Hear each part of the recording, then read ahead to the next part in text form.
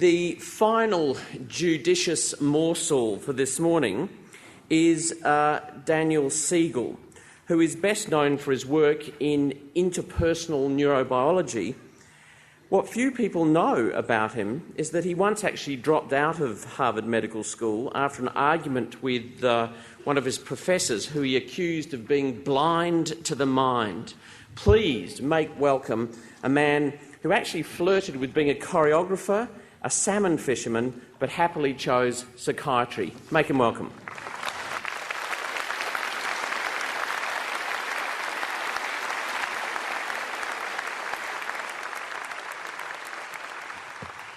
Well, it's an honor to be here with you talking about the mind and its potential, and what an honor to follow up these two fantastic speakers who introduced you to thinking about the mind and the brain and questions about how we understand the difference between those two. So to expand the view of mind and its potential and what's the connection between the mind and the brain, I'm going to take us one more step into the idea that we can think of not only the mind and the brain, but the mind, the brain, and relationships. So we'll be looking at how social connections, our relationships, and the emotions that come with them influence how we learn, influence how we live, and influence, in fact, how we can be making this world a more compassionate and kinder place in which to live. So it's a stretch to go from these incredible slides of neurosurgery and thinking about the details of the brain to thinking about relationships, but let me try to offer you a way to think about that. First of all, if you think about a relationship, what comes to your mind about what that is? What is a relationship? One you might have, let's say, with a friend or a partner, a child, if you're a teacher with a student, if you're a therapist with your client, with your patient. What is a relationship really? And how can we talk about a relationship and the brain in one talk, and especially even in one sentence? How can we do that? Because the first time I ever did that, the person who heard that, who got most upset, came to me and said, I think you're out of your mind to actually put in relationships and neural functioning in the same slide, in this case, and then it was an entire talk about that connection. So the field of interpersonal neurobiology that you heard mentioned is actually a field where we try to bring together everything you might want to know about relationships. So looking at culture, looking at history, looking at sociology, looking at the way we've functioned as a human family over thousands and thousands of years, all the way to new findings in how neurons communicate with each other, how they connect to each other in the synapses you've heard about, and how they differentiate and form different layers of the skull-based part of the nervous system we call the brain. So how can you actually tie those together? How can you tie culture with synaptic connections? How can we do that? Well, in interpersonal neurobiology, we do that by actually inviting all the sciences that study those fields into the same perspective. And we do that by then looking at what connects relationships within families and cultures to synaptic connections. And if you think about it for a moment, what would that connection be? I don't know either, so it's the end of my talk. Thank you. So there is actually a way to do this. And just so you have the background, I'm going to be giving you the take-home messages because this is a very short talk. But just so you have where to get the background science, there's a series of books I've edited. 15 books are now published in the field of interpersonal neurobiology, and you get that from www.norton.com, which is a publisher in New York. And this is a series for professionals, especially for clinicians, where we look head-on into this issue of how is the social brain shaping our lives with each other in various ways, whether it has to do with trauma or child development or whatever. You'll find those 15 textbooks for professionals there. You'll also find 2 research centers that I help run at UCLA. One is the Center for Culture, Brain, and Development, which you'll find at cbd.ucla.edu. And there you'll see we have undergraduates, graduate students, and postdoc students who are doing their work in looking exactly at this issue. How do cultural factors influence synaptic connections? And so we have brain mapping and anthropology and linguistics and education and psychology and psychiatry all working together to form an interdisciplinary research center. And you'll find our work. We've been doing this for about 8 years now. And then there's the Mindful Awareness Research Center, where we actually look at how does the focus of attention using mindful awareness actually change the function and structure of the brain. Because when we look at these three things together, relationships, mind, and brain, they're not the same, but they influence one another. So when you think about Susan Greenfield's excellent talk and look at that slide about mental practice leading to changes in the brain attributed to the fingers of just imagining playing scales, coming out pretty much the same as if you actually played the scales, you can see that imagining playing scales is an act of mental action. It's a focus of attention. So now we know, without really a doubt, even though some people may be puzzled by it, that mental activity can change the physical structure of the brain. And the study of mindful awareness, which we look at in the Mindful Awareness Research Center at UCLA, the focus of attention, if trained in a certain way, can alter the connections in the brain and change its physical structure. We also know that relationships between a parent and a child can alter the way the mind develops in ways we believe very strongly affect the development of the brain. And that's what our Interpersonal Neurobiology series is about. So what is this connection between relationships and the brain, and what in the world is the mind? We've heard earlier that we've got the notion of a personalized manifestation of the unique neural configurations as one way of thinking about the mind. But what is the mind? What is the brain? And what are relationships? This is what I would like you to think about. And if you're thinking about this, you can think about a triangle which has these 3 points: brain, mind, and relationships, that form a triangle that can organize an entire way of thinking about our development, about our society, about what you do in therapy, about what you might do in schools. Mind, brain, and relationships are 3 fundamental parts of something that we're going to need to explore, and hopefully by the end of this talk, we'll be able to define what that is. So let's go to the first slide and start actually with the easiest of those 3 points, which amazingly is the brain. And you've heard 2 wonderful talks just now about the details of this brain. So I'm just going to briefly summarize some of the issues that we've already heard. You know that there's a basic cell in this brain called the neuron. It's actually supported, it's 100 billion neurons in there, in the skull-based part of the brain, supported by glial cells, which are in the trillions. And those supportive cells help alter blood supply to areas of the brain and also help create the myelin sheath, which is basically it helps the conduction down neuronal circuits be much faster, much, much faster. And that's how we actually create skills in our lives. This brain has an anatomy to it that you heard can be described in this triune way, Paul MacLean's view. And you know there's a deeper part that develops early in life. The limbic area then develops a little later in utero. And then when the baby's born, the higher part of the brain you've heard about, the cortex, is open to development, continually shaped by genetics, but also shaped by experience.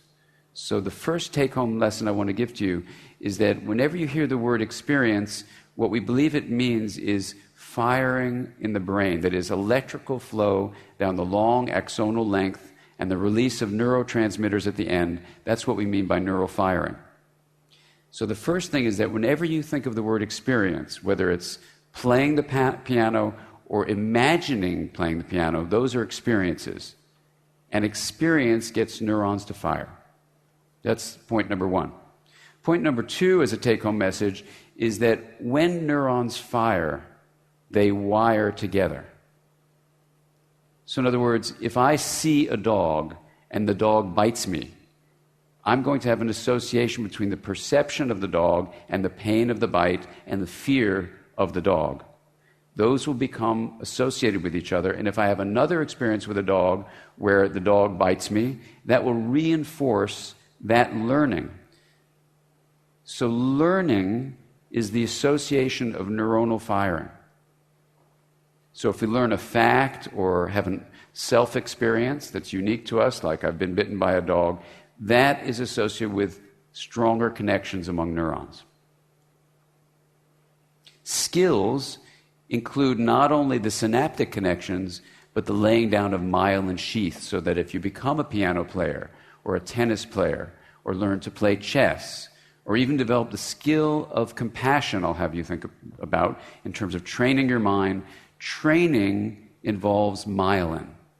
So you not only make synaptic connections with learning, but now with practice, you're putting this coiled sheath of myelin, which is white. So this is the white matter of the brain, whereas the gray matter are the nuclei of the neurons. So the white matter are these long axonal lengths when they have myelin on them. And with myelin, you're increasing the speed 100 times, and the resting period between firing, when a neuron needs to rest, is actually decreased by 30 times. So 30 times 100, if you lay down myelin, you are 3,000 times as effective as if you were a circuit without myelin. So when you see gymnasts, for example, do the amazing things they do, they have circuits that are 3,000 times faster than those of us who don't have myelinated gymnastic circuits. So how you wire the brain together determines overall how its activity will be. So the brain is this incredibly wonderful, yet mysterious in many ways, organ of the body, and it's not only allowing us to do gymnastics and play tennis, but it is the social organ of the body. So we haven't heard much about that yet today, so I want to really focus on that. The brain is the social organ of the body, and we've evolved over millions of years, hundreds of millions of years as mammals, and then in our more human-like form for probably 4.4 million years, and certainly in our very human form for at least 40,000 years. And we have this brain that has allowed us to survive because we have relationships with each other. We don't have big claws. We don't have big fangs. We're not that strong. We're kind of weird and walk around in a very strange ways. But how did we survive?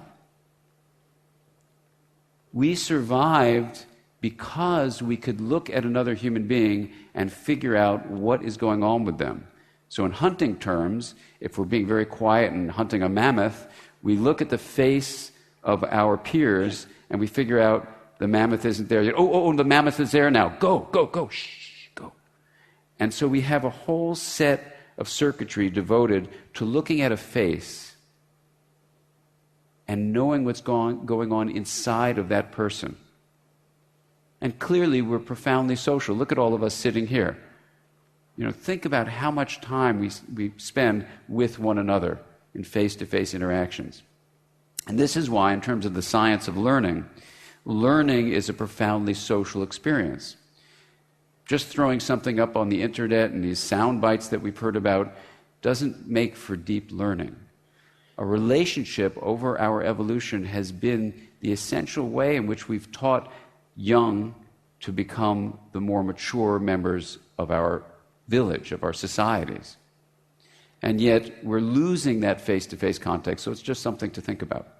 Now let's go from then the brain, which we now have just a feeling of just the architecture of it, to asking the question, well then, what is a relationship? And how does this guy, Dan, why does he say the brain is the social organ of the body? What does that really mean, social organ of the body? What does that mean? Well, here's an idea. What's happening between me and you right now? I'm sending something to you, and you're receiving something that you can then respond to, and I'm actually looking at your faces. So I'm taking something from you, and then it's affecting me, and then I'm going to send something back to you. What is that something that we share in a relationship? What's that? Information, that's right. So there's information. So if I said to you, the Sydney Opera House, does that sound wave of molecules moving in the air have information for you? Sure, right? Sydney Opera House. Can anyone picture the Sydney Opera House in your mind? You experience it? Only 3 people. Wow, everyone else is sleeping. This is not good for my feeling of personal identity or something. Okay, so the Sydney Opera House appears in your mind. How did that happen? How in the world did that happen? If we can answer that question, then we've done our job this morning. How did that happen? So let's walk it through. I say Sydney Opera House. Right? Now what just happened? All that happened is I have the intention in my mind, which we'll define very soon. I get my brain to fire in a certain way, which is totally wacky from what most scientists will say, but my mind gets my brain to do something, and the brain then sends electrical signals down to my vocal cords, which, combined with my breathing with my lungs, sends air out through my vocal cords and shakes the air, so I say Sydney Opera House. Right? I don't say Golden Gate Bridge or polar bears. I said Sydney Opera House, right? So the air is moving in a certain frequency. That's energy being transmitted through changes in molecular, basically, density of the air. That's what the motion of the air molecules is. You have a tympanic membrane, an eardrum, which is now going to be affected by what? By the vibration, by the energy that's called sound, exactly. So just in this little bit, we have energy flow. The motion of molecules is kinetic energy of air molecules that's now hitting your tympanic membrane, your eardrum, and it's moving with energy, right? The tympanic membrane, and that's attached to all sorts of bones, which are attached to nerves, which send a frequency signal down your ear nerve, your acoustic nerve, which then goes into your brain, goes to certain areas of your brain. And if I said a word like glikanara, anybody get anything from that? No. So I could say a sound that anyone speak Greek? Not many Greek speakers. Okay. Well, if you spoke Greek, you would have a connection just like you had with Sydney Opera House, although it would be for sweet water, right? But for those of you who don't speak Greek, it has no information in it. It's just energy. So there's a transfer of energy from me to you with glikanara. You can't get the information from that because it has no meaning for you. As someone mentioned in the audience, you don't have a memory of Greek language, or you were never on the incredible nudist colony on the southern coast of Crete that I was at called Glikanara, where you live in caves and have all sorts of wonderful experience when you're 25 years old. Anyone remember that beach? You probably have your own in Australia. So we do wonderful things when we're 25. So that's what Glikanara means for me. In many parts of my body, it means a lot. So you don't have that experience. Well, you have your own glikanara. It's your personalized experience there. So the point is that Sydney Opera House has this information in it. So relationships are the sharing of energy and information flow. That's what a relationship is. The brain is the mechanism of the flow. And a long time ago, in the beginning of the decade of the brain, I ran a scientific interdisciplinary group of 40 scientists. Our job was to say, what's the connection between mind and brain? And the group was about to implode because no one could decide what the mind was. The brain was very easy. Even though we don't really know how it works, it's easy to define what it is. A bunch of neurons in the skull. Really complex, fascinating, a mystery, but definable. What's the mind? What's the mind? Well, you'd be amazed to find a number of philosophers say you shouldn't define the mind. It's an error. A number of friends of mine who are very smart scientists tell me you should not define the mind. But I'm going to give you a definition, not knowing that there were these errors that were made by making a definition, that I gave to this group to keep it alive. And we stayed together for 4 years, 40 scientists, and 100% of the people in the room agreed with this definition. And it's changed my entire approach to psychotherapy, to education, to conceptual thinking for interpersonal neurobiology. And here it is. The mind is an embodied and relational process that regulates the flow of energy and information. The mind is an embodied process. It's not just in the skull. It's at least distributed throughout the nervous system that extends throughout the whole body, number one. Number two, it's not just in a single skull or a single body. It's relational, like is happening now in the sharing of energy and information that's happening between me and you.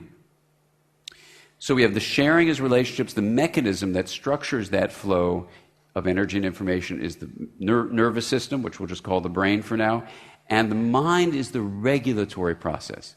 Now, when you regulate a car, what do?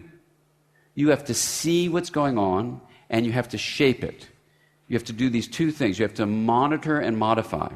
So what I'm telling you is that by taking the bold and perhaps big error step from philosophy and science, they say it's an error, but we're going to do it anyway, and say you can define the mind as a regulatory process that's embodied and relational, and it regulates the flow of energy and information. It means you can teach people in schools and teach people in therapy to build a stronger mind by increasing the capacity to monitor energy and information flow and to then modify it. So if we go to the next slide, let me give you an example of what happens when you tune into the mind of another person in a relationship between a parent and a child. The first 8 of these 9 functions that emerge from the middle prefrontal area, just behind your forehead, are proven outcomes of what loving, attuned, secure attachment between a parent and a child allow the child to develop. The first 8 have been studied. The last 9, intuition, has just not been studied yet. Mindfulness meditation promotes and is composed of all 9 of these functions. So I'm going to review for you what they are. This list comes from me taking care of a patient and her mother. And the mother, unfortunately, had a terrible car accident. And she wasn't wearing her safety belt. And the steering wheel struck her forehead just above her eyes. And unfortunately crushed the area there, which you saw on the prior slide is called the prefrontal cortex, and in this case, the middle part of it. I took her neurosurgeon's slides to the library. I'm a psychiatrist, so I'm taking care of the whole family, a child psychiatrist. And I went to the library and found initially many of these, and later the list got a little longer, but this mom had lost all 9 of these functions in any kind of reliable way. And I had seen a video of her before the accident, and her daughter, who was 7, had stopped speaking. And the daughter brought in this video of her mom before the accident. There was this loving, attuned mother. And when Leanne, this young girl, had experienced her mom before, when she was 5 years of age, she was developing beautifully. She herself was developing these incredible functions of being able to regulate her body. Because this prefrontal area, if you put your hand below, the Institute has given you a special model of the brain. So if you reach beneath your seat, it's taped underneath your seat. Just reach under your seat and you can pull out the model. It's really there. Try it. No one believes me. They've seen me do this before. If you reach under your hand, if you put your hand, pull your hand out, you put your thumb in the middle and put your fingers over the top. This is a pretty useful model of the brain. And the person's face will be here in front of your fingers, the top of the head here, the back of the head here. The middle prefrontal hair area is these middle 2 fingernails here.